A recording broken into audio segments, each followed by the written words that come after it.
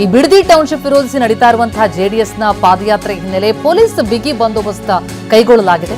ಬೆಂಗಳೂರು ದಕ್ಷಿಣ SP Srinivas Gowda ಅವರ ನೇತೃತ್ವದಲ್ಲಿ 2 ASP, 5 DYSP, 15 ಇನ್ಸ್ಪೆಕ್ಟರ್ಗಳು, 400 ಪಿಸಿ, 8 ಕೆಎಸ್ಆರ್ಪಿ ತುಕಡಿ, 7 ಡಿಎಆರ್ ತುಕಡಿಗಳ ನಿಯೋಜನೆಯಾಗಿದೆ.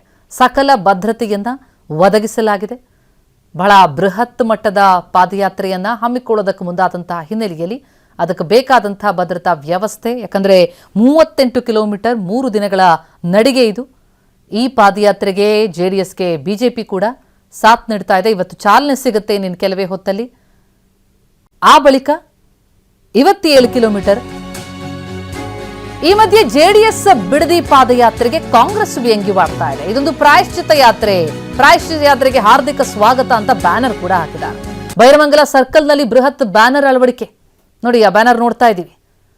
ಎಚ್ಡಿಕೆ ಬಿಎಸ್ವೈ ತಮ್ಮ ಪುತ್ರರ ಕೈ ಹಿಡಿದು ಪಾದಯಾತ್ರೆ ನಡೆಸೋ ರೀತಿಯಲ್ಲಿ ವ್ಯಂಗ್ಯ ಮಾಡಿದ್ದಾರೆ. ಆ ಬ್ಯಾನರ್ ಅಳವಡಿಕೆ ಆಗಿರೋದನ್ನ ಗಮನಿಸ್ತಾ ಇದ್ದೀವಿ. ಹೆಜ್ಜೆ ಹಾಕೋ ಮುನ್ನ ಸತ್ಯ ತಿಳಿಯಿರಿ ಅಂತ ಹೇಳಿ ಒಂದಿಷ್ಟು ಈ ಟೌನ್ಶಿಪ್ ವಿಚಾರಕ್ಕೆ ಸಂಬಂಧಪಟ್ಟಂತೆ ಕೆಲ ವಿಚಾರಗಳನ್ನು ಹೇಳಿ ವ್ಯಂಗ್ಯವಾಡ್ತಾ ಇದೆ ಕಾಂಗ್ರೆಸ್.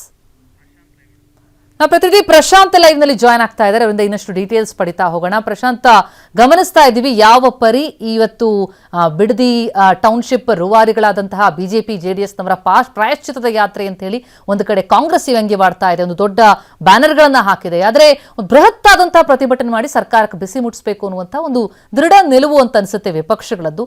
ಹೇಗೆ ಕಂಡು ಬರ್ತಾ ಇದೆ, ಹೇಗೆ ಸಾಗುತ್ತೆ ಈ ವ್ಯಂಗ್ಯ? ಅದರ ನಡುವಲ್ಲಿ ಇವರು ಯಾವ ರೀತಿಯಲ್ಲಿ ಧ್ವನಿಯನ್ನ ಪ್ರಬಲವಾಗಿ ಮೂಡಿಸೋದಕ್ಕೆ ಮುಂದಾಗ್ತಿದ್ದಾರೆ ಅಂತ? ಖಂಡಿತ ಪ್ರೀತಿಮಾ, ಈ ಒಂದು ಬಿಡದಿ ಟೌನ್ಶಿಪ್ ಯೋಜನೆಯನ್ನ ವಿರೋಧಿಸಿ ಬಿಡದಿ ಭಾಗದ 26 ಗ್ರಾಮದ ರೈತರುಗಳು ಈಗಾಗಲೇ 512 ದಿನಗಳಿಂದಲೂ ಕೂಡ ಪ್ರತಿಭಟನೆಯನ್ನ ನಡೆಸ್ತಾ ಇದ್ದಾರೆ. ಬೆಂಗಳೂರು ದಕ್ಷಿಣ ಜಿಲ್ಲೆ ರಾಮನಗರ ತಾಲೂಕಿನ ಬೈರಮಂಗಲದಲ್ಲಿ ರೈತರ ಹೋರಾಟದ ನಡುವೆ 2 ಫೈನಲ್ ನೋಟಿಫಿಕೇಶನ್ ಆಗಿದೆ. ಈಗಾಗಲೇ ಚೆಕ್ಗಳನ್ನ, ಅಂದ್ರೆ ಪರಿಹಾರವನ್ನ, ಯಾರು ಯೋಜನೆಗೆ ಭೂಮಿಯನ್ನ ಕೊಟ್ಟಿದ್ದಾರೆ ಅವರಿಗೆ ಪರಿಹಾರದ ಚೆಕ್ಗಳನ್ನ ಕೊಡುವಂತದ್ದು ಕೆಲಸವನ್ನು ಕೂಡ ಜಿಬಿಐಟಿ ಮಾಡ್ತಾ ಇದೆ. ಇದು ಈಗ ರೈತರ ಆಕ್ರೋಶಕ್ಕೂ ಕೂಡ ಕಾರಣ ಆಗ್ತಾ ಇದೆ. ಸರ್ಕಾರ ಬಗ್ತಾ ಇಲ್ಲ ಅನ್ನೋ ನಿಟ್ಟಿನಲ್ಲೂ ಕೂಡ ಆಕ್ರೋಶವನ್ನು ವ್ಯಕ್ತಪಡಿಸ್ತಾ ಇರೋದು. ಈ ಒಂದು ಭಾಗದ ರೈತರಿಗೆ ಬೆಂಬಲವನ್ನ ಸೂಚಿಸಿ ಇದೀಗ ಈ ಒಂದು ಅಖಾಡಕ್ಕೆ ಕೂಡ ಜೆಡಿಎಸ್ ಮತ್ತೆ ಬಿಜೆಪಿ ಕೂಡ ಧುಮುಕಿರುವಂತದ್ದು. ಇವತ್ತು ಬೃಹತ್ ಆದಂತಹ ಪಾದಯಾತ್ರೆ ಕೂಡ ಸಾಗ್ತಾ ಇರುವಂತದ್ದು. ಒಂದ್ ಕಡೆ ಯೋಜನೆಯನ್ನ ವಿರೋಧಿಸಿ ರೈತರು ಪ್ರತಿಭಟನೆ ಮಾಡ್ತಾ ಇದ್ದಾರೆ, ಮತ್ತೊಂದ್ ಕಡೆ ಕೆಲವು ದಿನಗಳಿಂದಲೂ ಕೂಡ ಪರವಾದಂತಹ ಪ್ರತಿಭಟನೆಗಳು ಕೂಡ ಸಾಗ್ತಾ ಇದ್ವು. ಅಂದ್ರೆ ಆದಷ್ಟು ಬೇಗ ಈ ಒಂದು ಯೋಜನೆ ಆಗಬೇಕು. ಕಳೆದ 20 ವರ್ಷಗಳಿಂದಲೂ ಕೂಡ ಸಾಕಷ್ಟು ವನವಾಸವನ್ನ ಅನುಭವಿಸ್ತಾ ಇದೀವಿ. ಎಲ್ಲಾ ನೋಟಿಫಿಕೇಶನ್ಗಳನ್ನಾಗಿ ನಮ್ಗೆ ಆದಷ್ಟು ಬೇಗ ಏನೆಲ್ಲ ಪರಿಹಾರ ಇರುತ್ತೆ ಅದನ್ನ ಕೊಡಬೇಕು ಅನ್ನೋದು ಅಂತ ಇವತ್ತಿನ ಈ ಒಂದು ಪಾದಯಾತ್ರೆಗೆ ಕಾಂಗ್ರೆಸ್ ಸಾಕಷ್ಟು ಟಕ್ಕರನ್ನ ಕೊಡುವಂತ ಕೆಲಸವನ್ನ ಮಾಡ್ತಾ ಇದೆ. ಒಂದ್ ಕಡೆ ನಮ್ಮ ಭೂಮಿ ನಮ್ಮ ಹಕ್ಕು ಅನ್ನೋ ಹೆಸರಿನಲ್ಲಿ ಒಂದು ಪಾದಯಾತ್ರೆ ನಡೀತಾ ಇದೆ. ಈ ಒಂದು ಪಾದಯಾತ್ರೆಯನ್ನ ಕಟುವಾಗಿ ಟೀಕಿಸಿರುವಂತದ್ದು ಕಾಂಗ್ರೆಸ್. ಬೈರಮಂಗಲ ಸರ್ಕಲ್ ಅಲ್ಲಿ ಬೃಹತ್ ಆದಂತಹ ಒಂದು ಬ್ಯಾನರ್ ಕೂಡ ಅಳವಡಿಸಿರುವಂತದ್ದು.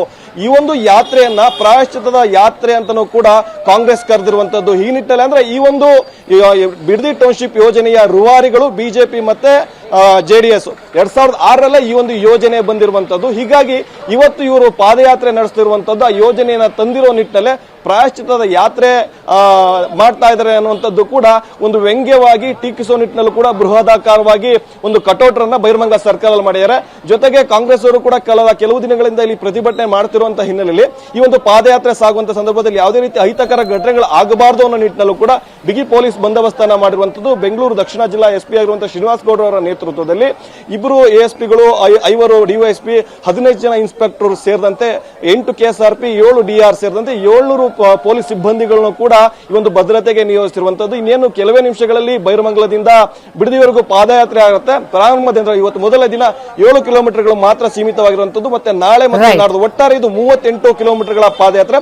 ಫೈನಲ್ ಫ್ರೀಡಂ ಪಾರ್ಕ್ ಅಲ್ಲಿ ಸೇರಿ ಈ ಒಂದು ಸರ್ಕಾರಕ್ಕೆ ಚಾಟಿ ಬಿಟ್ಟುವಂತ ಕೆಲಸವನ್ನ ಜೆಡಿಎಸ್ ಮಾಡೋದು ಕೂಡ ಮುಂದಾಗಿರುವಂತದ್ದು. Pratima, thank you Prashant, thank you Sunil ತಮ್ಮೆಲ್ಲ ಮಾಹಿತಿಗೆ.